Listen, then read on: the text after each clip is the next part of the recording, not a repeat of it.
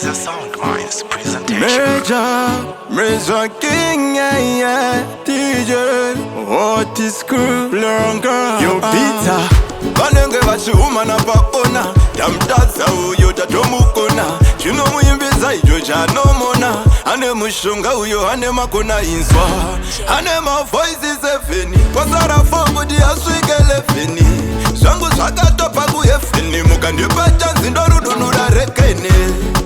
Vanenge vachidipisa, skiri yangu vachida kuchipisa, kumafanzi wondimakisa, ndimi kamunondisimbisa. Hanzi ndianari kuimba unge Satani, muchindari kuimba unge Satani, vochiva mavoice angu ndakapiwa naMost High.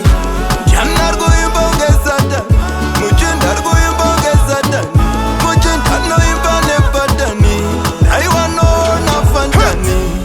Chimutara unge kafu, chine mavoice wopo mamwe chakashafu, achinopinda chinosiya mumwe afa, achisi chepura achisi chefifa.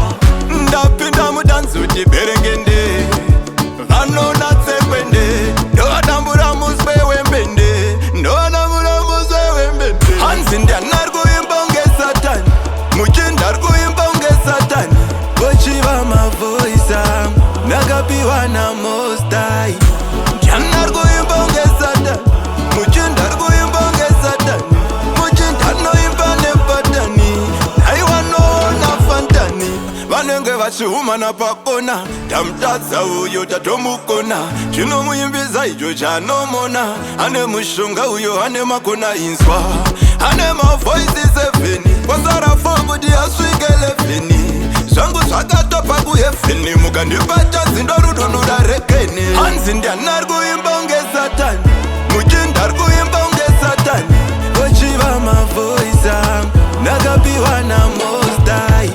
Ndianari kuimba unge Satani, muchindari kuimba unge Satani, muchindanoimba nepatani, naiwanoona fantani. Hanzi ndianari kuimba unge Lucifer, naima mutambidza masiriva, Mwari wangu handidi kudhisiva, ndasiyana naJona weNineveh.